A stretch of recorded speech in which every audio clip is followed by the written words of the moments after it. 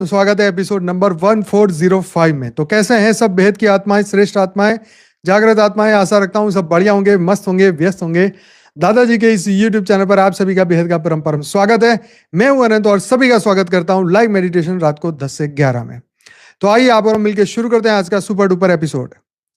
बेटे वो लाइट चालू करें स्टूडियो 4। तो भाई बहुत दिनों से मुलाकात नहीं हुई, पर आपके लिए काफी अच्छी न्यूज है। तो भाई पहली बात तो ये कि साक्षी का और ज्योति प्रकाश भाई का जो पॉडकास्ट आया है परम शांति मोटिवेशन एंड मेडिटेशन की चैनल पर, वो जरूर से देखिएगा। बहुत ही सुपर डुपर एपिसोड है। उसके बाद आपको ये भी बताना है कि दूसरा ये कि एक मिनट क्या था बताता हूँ। तो बापूजी का परम धाम का जो नए परम धाम का बेहद के परम धाम का वर्णन के बारे में एक बहुत खूब वीडियो आया है। आशा रखता हूँ आपने देखा होगा, और जो नहीं देखा तो जरूर से देखिएगा। जरूर से देखिएगा ये वीडियो को, क्योंकि इसके अंदर फ्यूचर का जो नया परम धाम जो बनने वाला है उसके बारे में साक्षी ने बहुत बढ़िया समझाया है। तो अब बनेगा बेहद का नया परम धाम, इस तरीके से टाइटल दिया हुआ है वीडियो का। जरूर से देखना, और नहीं देखा है तो पूरा देखो, देखा है तो डबल बार देखो, और बादाम खा के पता ही होगा लाइक शेयर कमेंट करने के लिए। तो बहुत बहुत धन्यवाद उसके लिए। यस, तो मैंने आज हमारे व्हाट्सएप ग्रुप में एक इंफॉर्मेशन डाली थी। उसमें ये था कि अभी जल्दी हमारे 1 करोड़ सब्सक्राइबर भी हो जाएंगे। तो उसके लिए मुझे एक वीडियो बनाना है। अभी हुए नहीं है, 92 लाख है, अभी से बधाइयाँ आने लग गई हैं, परंतु पूरा आपको समझा नहीं पाया होगा शायद मैं। तो वही फ्यूचर में एक वीडियो बनाने वाले हैं जिसके अंदर हम 25 सेकंड में, 20 से 25 सेकंड में आप सभी के वीडियो के क्लिप्स मुझे चाहिए, जिसके अंदर आप मैंने सैंपल वीडियो भेजा था, फिर से मैं आपके सामने बताता हूं ताकि आपको समझ आए कि क्या बोलना है। तो वो 20 से 25 सेकंड का आप वीडियो रिकॉर्ड करेंगे और उसमें कहेंगे कि आप सभी दिव्य आत्मा का बहुत बहुत धन्यवाद, और हमें बेहद की खुशी है कि हमारा बापूजी का यूट्यूब चैनल 1 करोड़ को क्रॉस किया है, और आप सभी लोगों ने लाइक शेयर और कमेंट किया, बहुत बहुत दुनिया तक पहुंचाया, इसके लिए आपका बहुत बहुत धन्यवाद। तो आप अपनी भाषा में अपने शब्दों से अपने ग्रेटिट्यूड को, धन्यवाद को और कॉन्ग्रेचुलेशंस को आप रिकॉर्ड करके हमें भेज सकते हैं। शॉर्ट टाइम में हम अभी 10 दिन के बाद इस वीडियो को हम बनाना शुरू करेंगे, तब तक हम सबके क्लिप्स कलेक्ट करेंगे। तो उसके लिए भी मैंने आपको एक व्हाट्सएप नंबर दिया है, उस नंबर पर आप अपने 20 से 25 सेकंड वाले वीडियो को, क्लिप्स को भेज सकते हैं। उसके बाद हम उस वीडियो को बनाएंगे, और फिर जिस दिन 1 करोड़ हो जाएगा, स्पेशल उस दिन प्रोग्राम होगा, और उस दिन उस वीडियो को पब्लिश करेंगे। आशा रखता हूं आपको ये बात समझ आ गई होगी। ठीक है जी, तो ये बात है। तो शुरू करते हैं आज का सुपर डुपर एपिसोड। आ जाइए फटाफट बादाम खा के।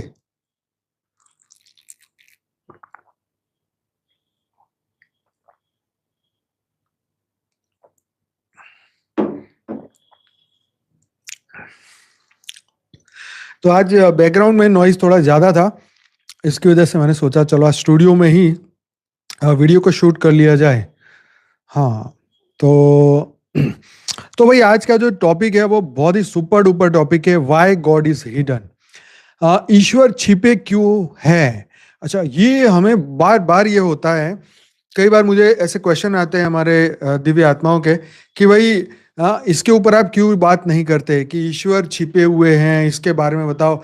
ईश्वर प्रकट क्यों नहीं हो जाते, ईश्वर ये क्यों नहीं कर लेते, ईश्वर ये क्यों नहीं कर लेते। तो भाई आज हम समझने की कोशिश करेंगे कि ईश्वर छिपे हुए क्यों हैं।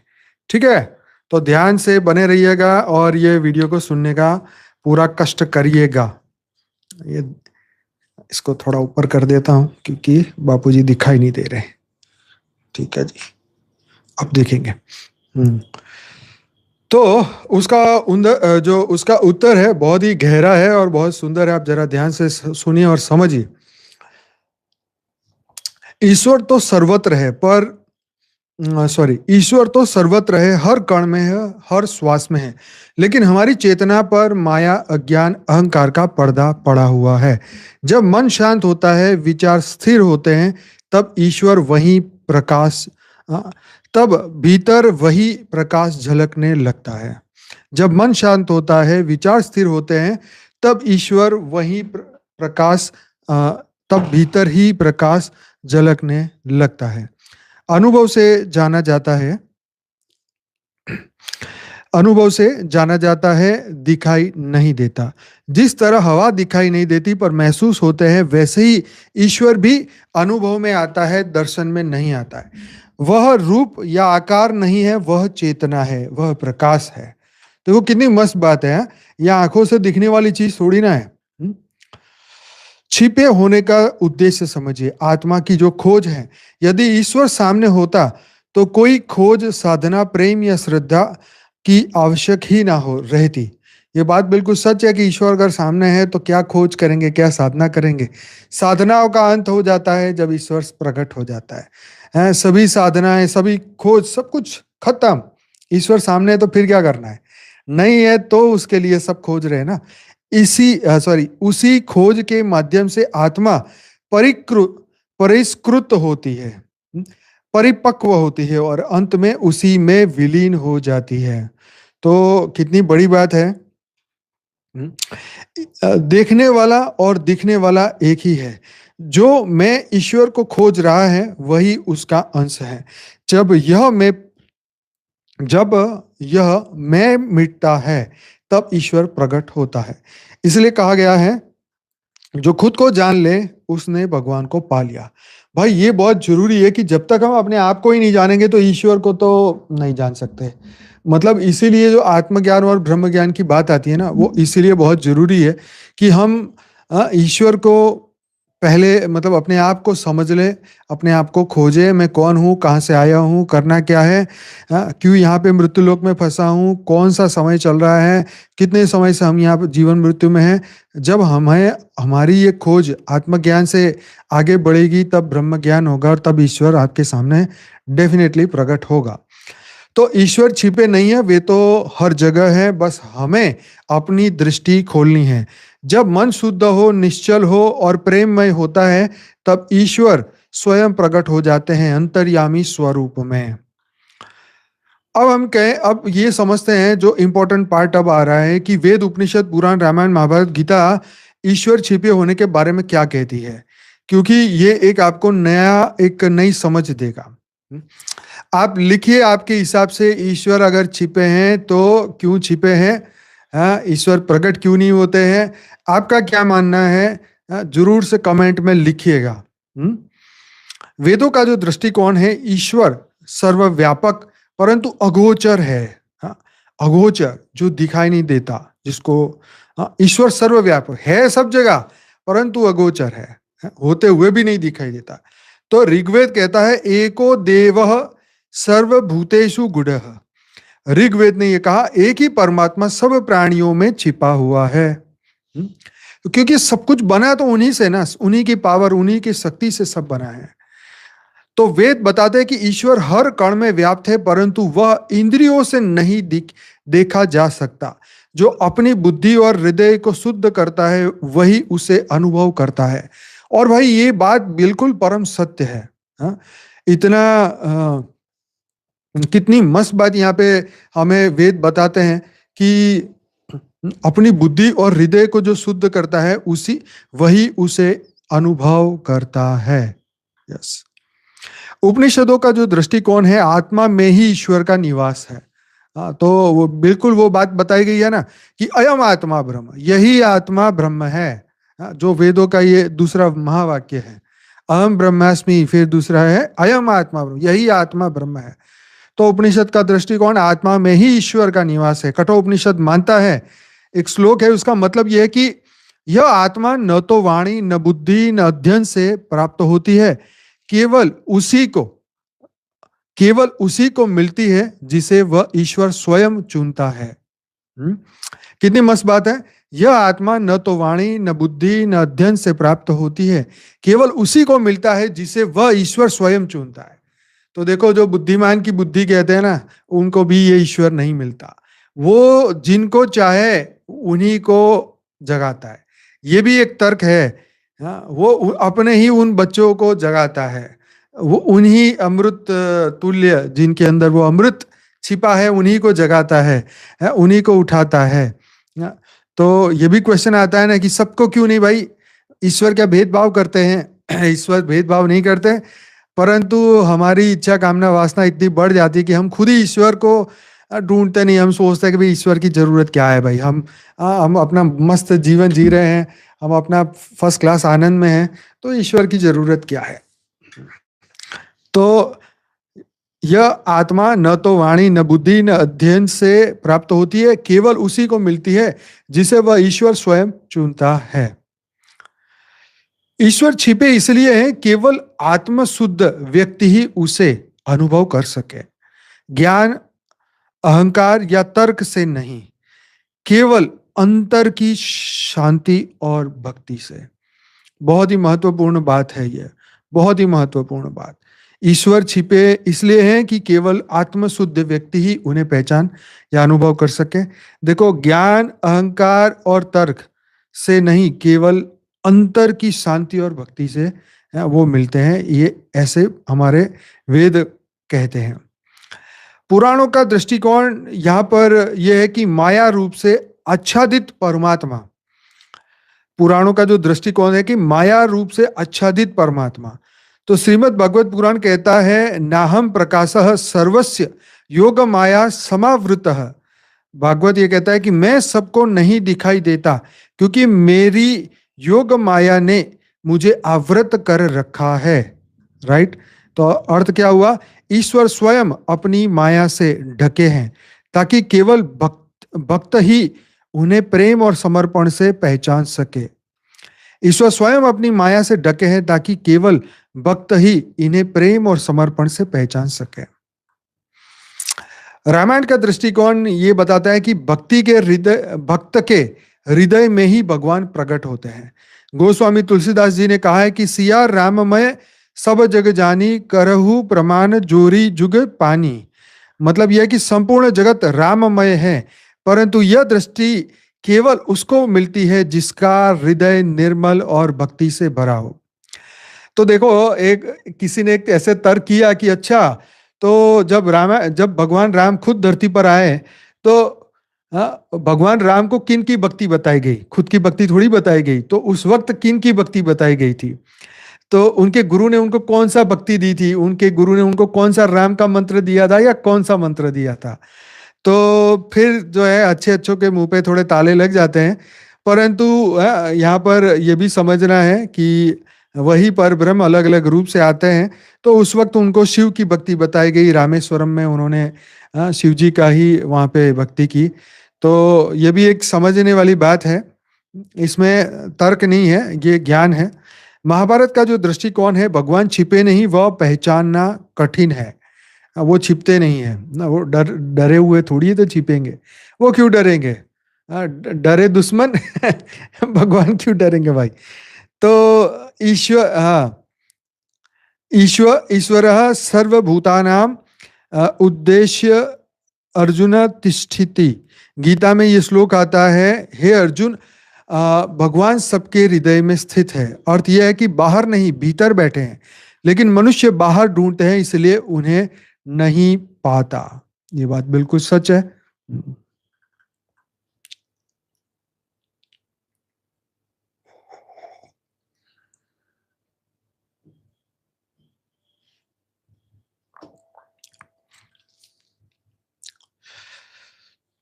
आगे एक श्लोक आता है, योग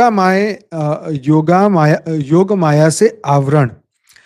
तो नाहम प्रकाश सर्वस्य योगा माया समावृतः। मैं सबके लिए प्रकट नहीं हूं, अपनी योग माया से आच्छादित हूं। अज्ञानी मुझे नहीं पहचान पाते। मैं अजन्मा और अविनाशी हूं।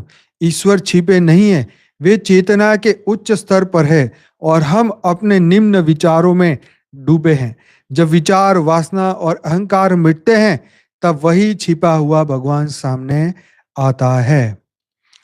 आगे, छिपे नहीं है, अनुभव के स्तर पर है। वेद कहता है ईश्वर सर्वव्यापक है पर इंद्रियों से अगोचर है, इंद्रियों से ढूंढा नहीं जा सकता। उपनिषद कहते हैं आत्मा में ही ईश्वर का निवास है। पुराण कहते हैं माया ईश्वर को आवृत्त करती है ताकि केवल भक्त ही पहचाने। रामायण कहते हैं कि शुद्ध हृदय में ही भगवान प्रकट होते हैं। महाभारत कहते हैं कि ईश्वर हृदय में स्थित है, योग माया से आवृत है। अच्छा, हमारे दिमाग में ये आता है तो कि भगवान प्रकट क्यों नहीं हो जाते, खुद ही प्रकट हो जाए। तो ये भी समझते हैं कि अगर ईश्वर सब में है तो सबके सामने प्रकट क्यों नहीं होते। ये प्रश्न मनुष्य की सबसे बड़ी जिज्ञासा और रहस्य में छिपा हुआ है। तो क्योंकि ईश्वर परीक्षा नहीं, अनुभव चाहता है। अगर ईश्वर सबके सामने प्रकट हो जाए तो लोग भय या लोभ से भक्ति करेंगे, प्रेम से नहीं। भक्ति और श्रद्धा समर्पण तभी सच्चे होते हैं जब ईश्वर अदृश्य हो। भक्ति का मूल्य तब है जब विश्वास अंधकार में भी अडिग रहे, क्योंकि ईश्वर को देखने की पात्रता आत्मा में बनानी पड़ती है। गीता में वही लिखा है, मैं सबके लिए प्रकट नहीं हूं क्योंकि मेरी योग माया मुझे आवृत करती है। मतलब यह कि ईश्वर प्रकाश है पर मन अगर माया के पर्दे से ढका हो तो वह प्रकाश दिखाई नहीं देता। जिसका मन निर्मल और अहंकार शून्य होता है उसी के सामने भगवान स्वतः प्रकट होते हैं, क्योंकि ईश्वर कर्म और स्वतंत्र इच्छा के नियम का पालन करते हैं। देखो, भगवान भी नियम का पालन करते हैं। हाँ, तो क्या कहा, ईश्वर कर्म और स्वतंत्र इच्छा के नियम का पालन करते हैं। जो फ्री विल दी है, जो थियरी ऑफ कर्म बनाई है, उसी को भगवान फॉलो करते हैं। अगर भगवान हर बार प्रकट होकर समस्या सुलझा दे तो कर्म का नियम खत्म हो जाएगा। ईश्वर चाहता है कि हम अनुभव से सीखे, संघर्ष से जागे, भीतर उसे खोजे। वह सामने नहीं आता ताकि तू भीतर झांके। सामने आ जाएगा तो फिर सबके कर्म चक्र आगे पीछे हो जाएंगे। हाँ, क्योंकि भगवान छिपकर ही सब कुछ संचालित करता है। भगवान छिपकर ही सब कुछ संचालित करता है। आज मुझे एक क्वेश्चन आया कि भाई बापूजी धरती पर आए हैं और अगर ये जो परिवर्तन और ये सब करने आए हैं और नहीं करके जाएंगे तो क्या होगा, तो उनका आना बेकार हो जाएगा। तो मैंने कहा जब एक सामान्य कर्म भी फेल नहीं होता, हाँ, तो जो दिव्य आत्माएं आती हैं, हाँ, अपना महान कार्य करने, तो वो क्या कार्य छुपा हुआ रहेगा। सोच के देखिए, बड़ी गहराई से सोच के देखिए। एक छोटा सा कर्म भी हमारे सूक्ष्म शरीर में घुस जाता है तो बाहर आए बिना नहीं रहता। तो वो ईश्वर धरती पर अगर आता है तो बिना छुपे हुए कैसे रह सकता है। एक समय आएगा तब तो होएगा ना। अभी अज्ञान का पर्दा है, इसीलिए। तो बापूजी ने ये जो अपने आगे के 3 सालों के, ये 4 सालों की जो प्रिडिक्शन बताई है, तो इसमें जब ये होने वाला है तो दुनिया भागने वाली है, ढूंढने वाली है, खोजने वाली है। सत्य तो सब खोज रहे हैं। हाँ, जब रियलाइजेशन होगा, एक दिन में हजारों लोगों के आत्मज्ञान मिलेंगे, एक दिन में कितनी आत्माएं ब्रह्म ज्ञान से जुड़ेगी, आप सोच के देखिए। हाँ, ये कार्य छोटा मोटा कार्य नहीं है। हाँ, ये सिर्फ बोल के जाने वाला बात नहीं होती, इसको अथाह गहराई से समझिए। हालांकि ये परिवर्तन का काम है, पूरा मल्टीवर्स के परिवर्तन का कार्य है, इसलिए समय आगे पीछे हो रहा है, दिव्य आत्माएं जागने में समय लग रहा है। लेकिन आप सोचिए कि एक कर्म नहीं छुप सकता, ईश्वर कैसे छुप सकता है। सोचिए, हाँ, आपके अंदर की वो प्रकाश कैसे छुप सकता है, आपके अंदर की जो परम लाइट, परम प्रकाश कैसे छुप सकता है। हाँ, तो वो तो आना ही आना है। ये है कि जब वो आएगा तब दुनिया में कौन कितने बचेंगे, कितने नहीं बचेंगे, कौन रहेगा, कौन जाएगा, ये तो सब ऊपर वाले के हाथ में है। तो इस प्रश्न को यहीं छोड़ देते हैं। तो भगवान सब प्राणियों के हृदय में स्थित है और उन्हें उनके कर्म अनुसार चलाते हैं। वह पर्दे के पीछे हर नाटक का निर्देशक है। अगर वह मंच पर आ जाए तो नाटक खत्म हो जाएगा।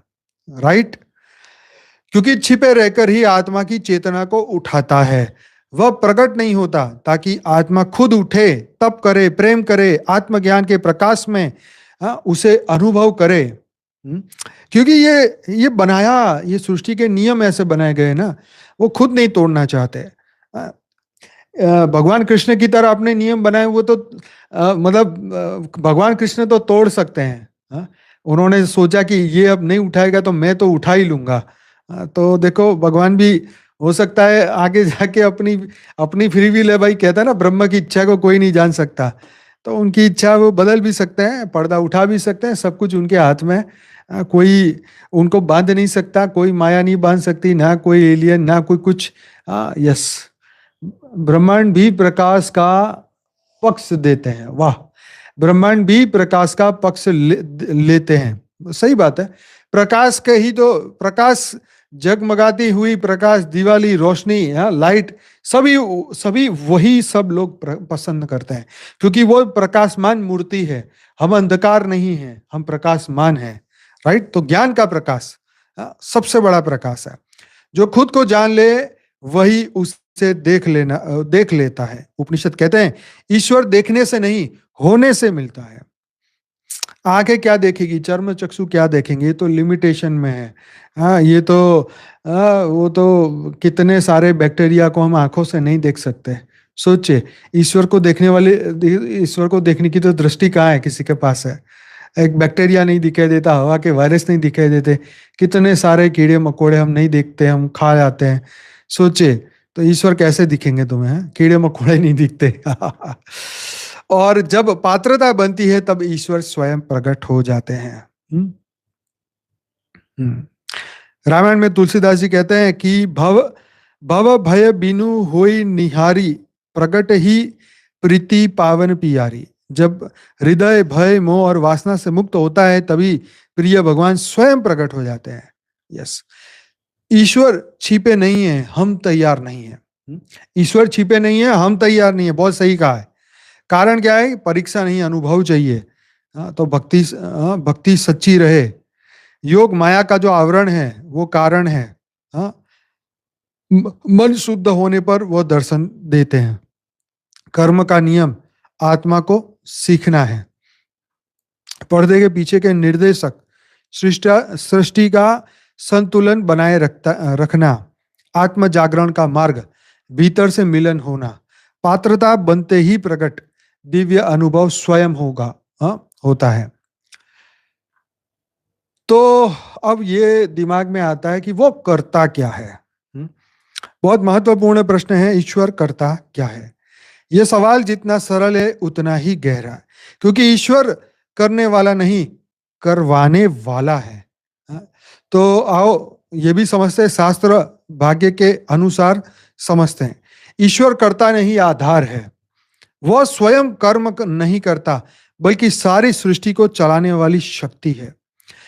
राइट, तो गीता में ये श्लोक बताया हुआ है इसके बारे में। एक श्लोक आता है जिसका मतलब है, ईश्वर सबके हृदय में स्थित होकर सभी प्राणियों को उनकी प्रकृति और कर्म के अनुसार चलाता है। वह ड्राइवर है और शरीर रथ है। ईश्वर क्या करता है? तो सृष्टि का संचालन करता है। वेद कहते हैं ईश्वर ही सृष्टि का निर्माण, पालन और संहार, जिसे सृजन, स्थिति और लय कहा जाता है। पर यह कार्य स्वयं नहीं, अपने तत्व और शक्तियों के माध्यम से करता है। जो परब्रह्म निराकार है, वो डायरेक्ट करता नहीं बनते, वो करवाते हैं। ब्रह्मा विष्णु शंकर द्वारा इस सृष्टि को बनवाते हैं। तो ब्रह्मा जो सर्जन शक्ति, विष्णु जो पालन शक्ति, महेश मतलब शिव जो संहार शक्ति, इन तीनों के पीछे जो मूल चेतना है वही परम ईश्वर है। यह वह नियम बनाता है पर हस्तक्षेप नहीं करता। ईश्वर ने ब्रह्मांड के नियम, law of Karma, time, cause and effect बनाए हैं। जब वह उन्हें तोड़ता नहीं है, क्योंकि यदि वह बार बार हस्तक्षेप करे तो कर्म का संतुलन टूट जाएगा। वह इसलिए छुपा हुआ है ताकि संसार अपनी गति से चलता रहे। ईश्वर आत्मा के भीतर साक्षी बनकर बैठा है। उपासक के भीतर वह स्वयं उपास्य बनकर देख रहा है। जब तुम अच्छा कार्य करते हो तो वही आनंद के रूप में झलकता है। जब गलत करते हो तो वही विवेक बनकर तुम्हें रोकता है।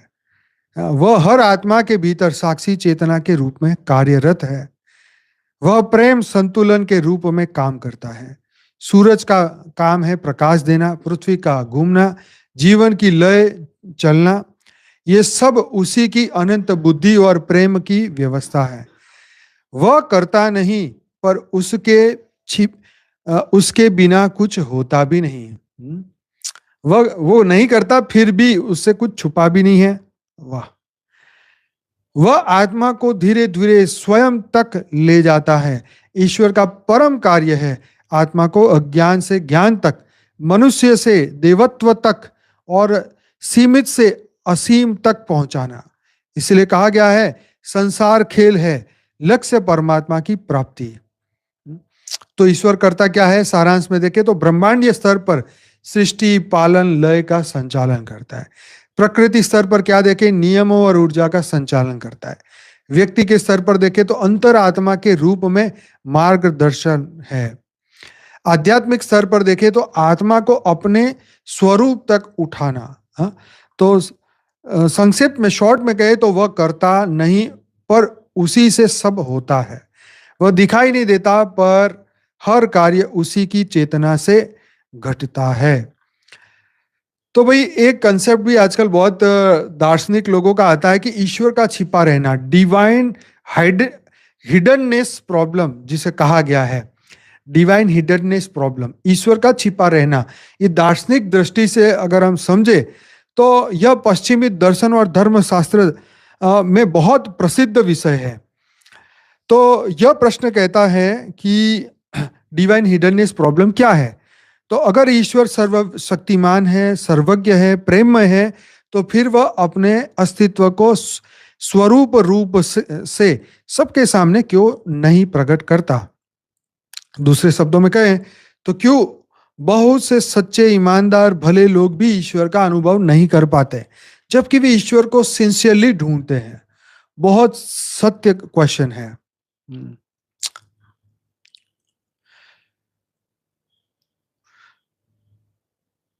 तो 1980 में एक कनाडाई दार्शनिक थे J.L. स्लेनबर्ग। वो कहते हैं, उनका तर्क था कि यदि ईश्वर वास्तव में प्रेममय है तो वह चाहता होगा कि हर व्यक्ति उसे जान सके, परंतु बहुत से लोग ईमानदारी से खोजते हुए भी उसे अनुभव नहीं कर पाते। इसलिए या तो ईश्वर अस्तित्व में नहीं है या वह प्रेममय नहीं है। हाँ? तो इसको एथिस्ट आर्ग्यूमेंट के रूप में प्रयोग किया जाता है, नास्तिक तर्क के हिसाब से बताया जाता है, लेकिन आत्मिक दृष्टि से इसका उत्तर अलग है। भारतीय दर्शन कहता है, वेद उपनिषद गीता, कि इसे ईश्वर की माया या आत्मा की परीक्षा के रूप में देखते हैं। तो भगवत गीता में आता है कि मैं सबको प्रकट नहीं हूं, क्योंकि मेरा योग माया ने मुझे आवृत कर रखा है। नाहम प्रकाशः सर्वस्य योग माया समावृत। मतलब सबके मतलब योग माया ने उनको अदृश्य रखा हुआ है, क्योंकि उनकी माया से सब लोगों ने अपने आप को मतलब छिपा दिया है। उस ईश्वर की खोज करने ही नहीं देते।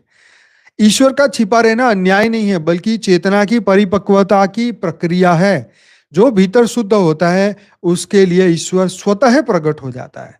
अगर कोई कहे कि भाई कहाँ है, तो भाई बहुत सारे लोगों को मिला है ईश्वर, उसके बारे में पूरे वेद शास्त्र पुराणों में ढेरों इसी बढ़िया सी हकीकत स्टोरी भी है वहां पर। हकीकत स्टोरी इसलिए कह रहा हूँ, स्टोरी आपके लिए, बाकी वो हकीकत है। तो बहुत लोगों ने पाया है, और उनकी बातें सुन के भी हमें लगता है कि हाँ भाई, ऐसा अगर हम बन जाए तो हम भी पा सकते हैं। तो यही तो मेहनत है, यही तो पुरुषार्थ है, यही तो भक्ति है, यही तो ज्ञान है, यही तो योग है। तो धर्मशास्त्रीय दृष्टिकोण से अगर देखें तो ईश्वर छिपा नहीं, बल्कि मानव की सीमित समझ उसे नहीं देख पाती। योगिक दृष्टिकोण से देखें तो ईश्वर चेतना के स्तर पर अनुभव होता है, इंद्रियों से नहीं। वो तो बिल्कुल सच है। 5 तत्वों के इंद्रियों से तुम ईश्वर को कैसे देख सकते हो, जबकि एक अमीबा तुम्हारी आंखों से नहीं दिखता। इथिकल दृष्टिकोण कहता है कि ईश्वर का अदृश्य रहना हमें स्वतंत्र इच्छा मतलब फ्री विल देता है, ताकि हम स्वेच्छा से प्रेम करें। भक्ति की दृष्टिकोण से देखें तो जब हृदय में सच्ची भक्ति और समर्पण होता है, तब वह स्वयं प्रकट होता है। बापूजी के ज्ञान के अनुसार देखें तो ईश्वर परम पुरुष स्वयं अव्यक्त क्षेत्र में है। बिल्कुल। जिसे परम धाम कहा जाता है, राइट।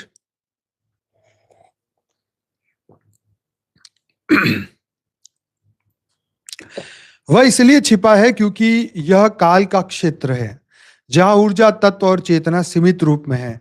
जब आत्मा त्रिगुणातीत होकर अपने मूल परम धार्मिक स्वरूप में पहुंचती है, परम धाम का जो स्वरूप है उसमें पहुंचती है, तब वह उसे अनुभव करती है।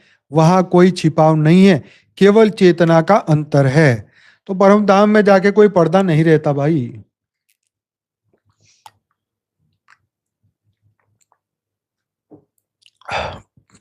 उसके लिए क्या करना पड़ेगा? त्रिगुणातीत होना पड़ेगा। परम धाम का जो तुम्हारा स्वरूप है, जो सत्य चित्त आनंद वाला जो स्वरूप है, वो स्वरूप को आपको धारण करना पड़ेगा। ईश्वर नहीं छिपा, बस हमारी चेतना अंधकार में है। जब भीतर का सूर्य जागेगा तब वह बाहर नहीं भीतर प्रकट होगा। अच्छा, अगर वो प्रकट हो जाए तो क्या हो जाएगा भाई? कौन से पहाड़ टूट जाएंगे? तो बहुत मस्त बात है। अगर ईश्वर सच में प्रकट हो जाए तो क्या होगा? यह केवल तर्क नहीं बल्कि सृष्टि के रहस्य को छू लेता है। तो शास्त्र, दर्शन और आध्यात्म के दृष्टिकोण से समझे तो संसार का, सबसे पहले तो अगर वो हो जाए प्रकट तो संसार का नाटक समाप्त हो जाएगा।